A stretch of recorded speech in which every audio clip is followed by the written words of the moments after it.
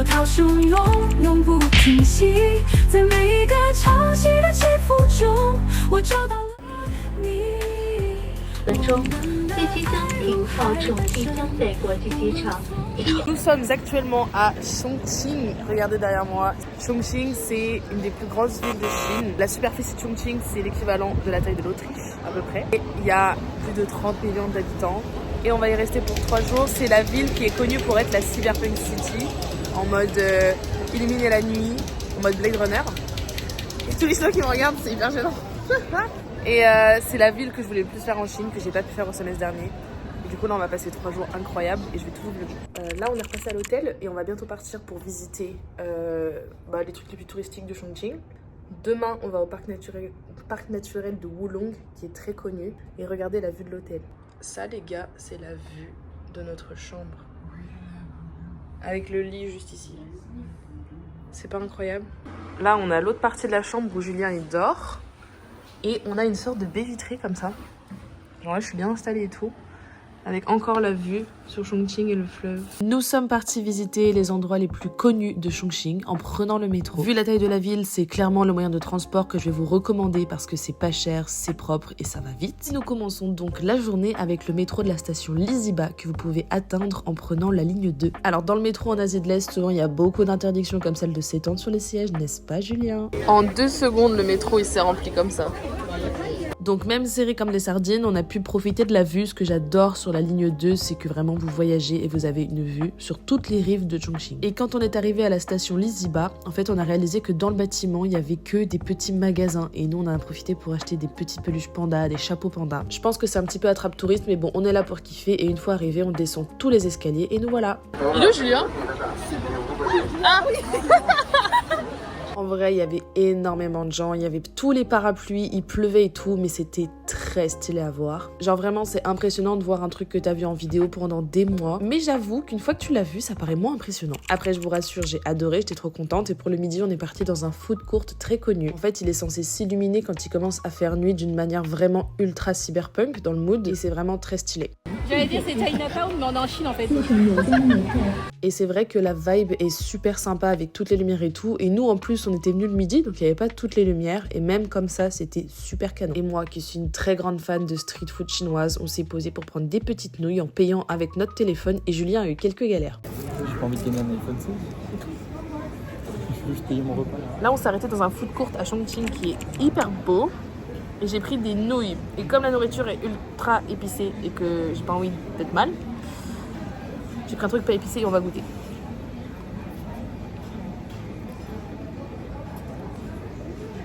C'est bon? C'est super bon. Ça a l'air pas mal. Tu veux goûter? Vas-y. C'était des petites nouilles sautées avec un peu de soja, un peu de légumes. Et franchement, pour le coup, ça coûtait pas cher du tout. C'est bon, hein? Ouais. Nous revoilà partis pour la maison. On voulait se reposer, sachant qu'on avait fait une nuit blanche la veille. Je me suis acheté un petit bonnet panda très attrape-touriste. On attend patiemment que les lumières arrivent. Regardez. Il y a quelques lumières qui apparaissent dans les bureaux et tout, mais c'est pas assez, genre. Est-ce que vous arrivez à capter le voyage de Chihiro? La référence. Voyage de Chihiro, qui est d'ailleurs mon animé préféré. Il faut ça que il regarde. Bonjour. Je crois qu'on a un vis-à-vis plutôt pas mal. Le vis-à-vis il est incroyable.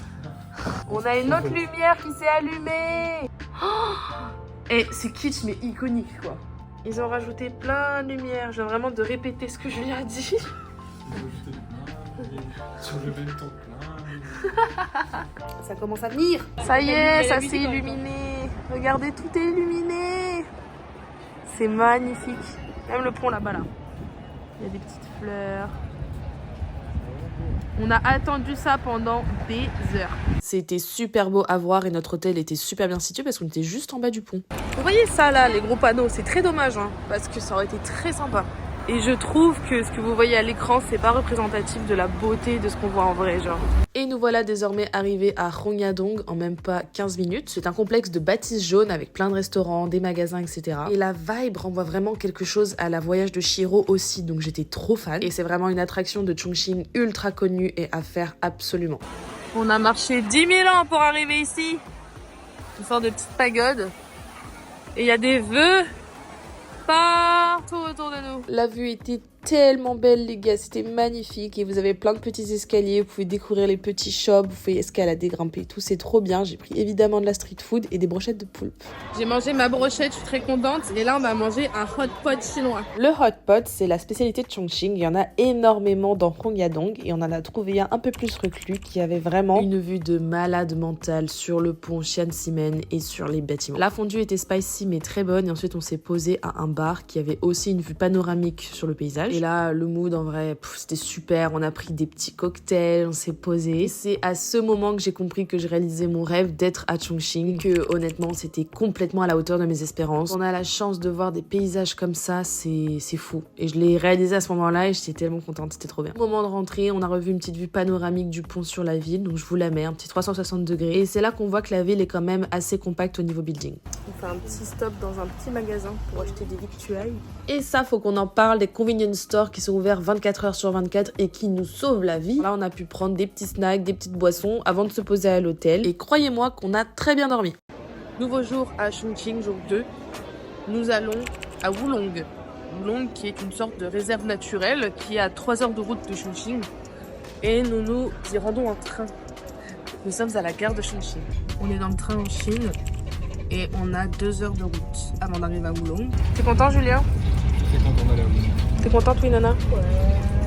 Et évidemment, les seuls étrangers du wagon, c'était nous. Il y a vraiment marqué non-fumeur là-bas. On a dû fermer la porte là-bas parce qu'il y avait des gens qui étaient en train de fumer. Oui, il n'y a que des carrés. Oui, il y a que des carrés aussi. Ah, il a peur.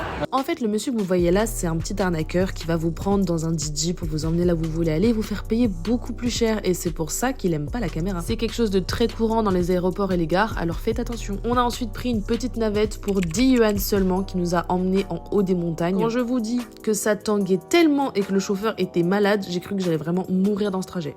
Genre, c'est vraiment une ville de montagne très lumineuse, très dans les nuages, je trouve. On vient d'arriver. On a donc pu prendre notre billet sur place directement. Et ensuite, on avait une autre navette pour arriver à destination. On a payé les tickets, ça a coûté 125 yuan par personne.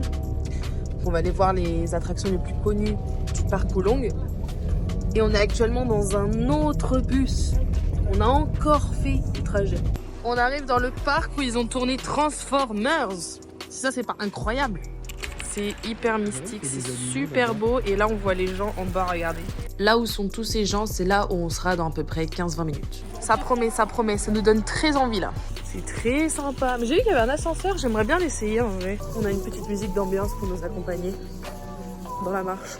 C'est vrai qu'il pleuvait, sachant qu'on est parti mi-novembre, mais en vrai, ça donnait une ambiance hyper mystique. Perso, ça m'a pas du tout dérangé et les paysages étaient déjà incroyables. Et enfin, nous arrivons à l'ascenseur. On va prendre un ascenseur sur le flanc de la falaise. Le mood me rappelait un petit peu les montagnes de Zhangjiajie. Et je vous mets juste à côté une petite vidéo de l'ascenseur qui tourne. Oui, messieurs, dames, l'ascenseur tourne. J'avoue qu'on était quand même assez surpris et les grand-mères chinoises devant nous aussi. Les Chinois étaient d'ailleurs hyper équipés avec des kawaii de malades, alors que nous, pas du tout.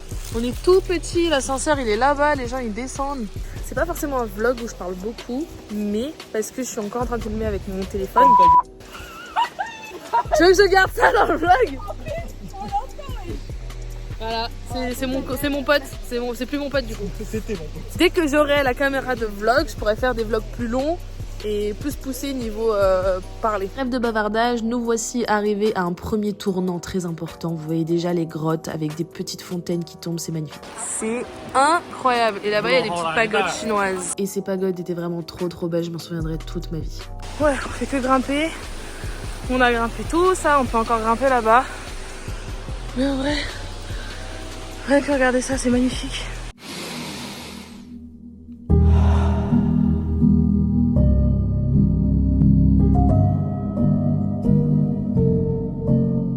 Je vous montre l'intérieur du monument et avec la fontaine en fond derrière.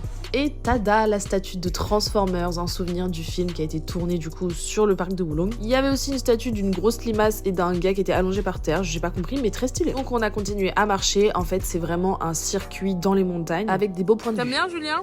J'adore. Sympa.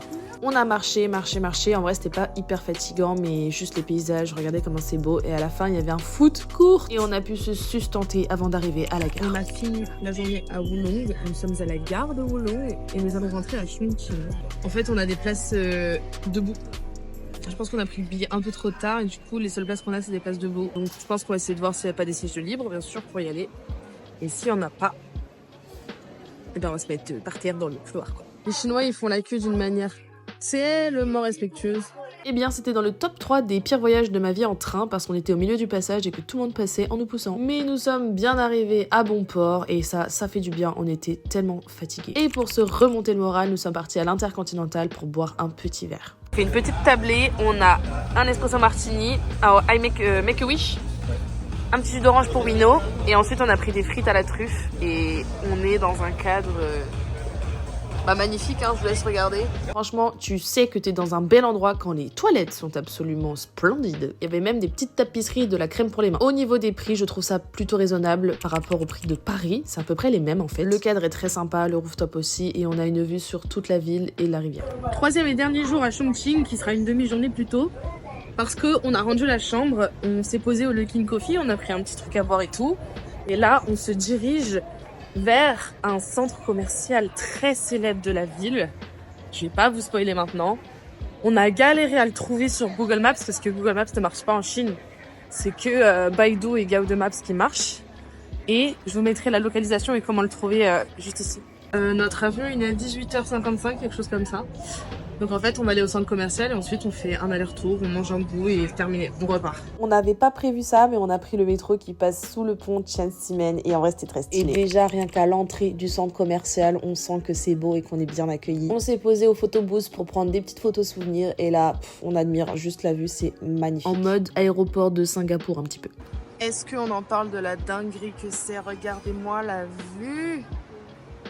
C'est immense, c'est énorme. On a vu que tous les restaurants étaient en haut du centre commercial et du coup on s'est posé avec la vue sur le centre commercial. C'est pas magnifique? Et en mode, il y a un choix de restaurant de ouf, donc nous on a choisi le japonais. Et vous pouvez clairement prendre n'importe quel restaurant. Je pense que vous aurez la vue quoi qu'il arrive. On voit que c'était bon quand la table elle ressemblait à ça. Ouais, on s'est régalé, c'était trop bon. Et maintenant, petite balade. On s'est baladé dans le centre commercial et il y a un truc avec ceux en Chine, c'est qu'ils sont absolument incroyables. C'est une aire de jeu géant. J'ai peur qu'en rentrant, les centres commerciaux ils soient un peu fades. Parce que ceux-là, ils sont tellement grands, tellement beaux, tellement propres. Il y a tellement de magasins, il y a plein d'activités à faire. Et j'adore la France, j'adore les centres commerciaux en France et tout, mais comparé à la Chine, on a grave du retard, genre. Et j'ai été choquée du nombre d'endroits pour laisser les enfants jouer en mode aire de jeu. C'est trop fou. Comme vous le voyez, la partie centre commercial s'étend quand même sur plusieurs étages. Et vous avez même un ascenseur pour vous emmener voir la vue de la petite forêt qui est dans le centre commercial. Je vais vous mettre bien sûr toutes les adresses exactes dans la description si vous voulez retourner dans ces endroits pour un voyage. Qui dit arrêt à l'aéroport parce que nous partons, dit arrêt au Subway. T'as pris quoi, Julien? Évidemment. Et c'est une fin de vidéo pour nous. Voyage très rapide, mais franchement incroyable. Perso, j'ai adoré et je vais y retourner parce que j'ai pas tout fait. Et je vous fais plein de gros bisous et à bientôt.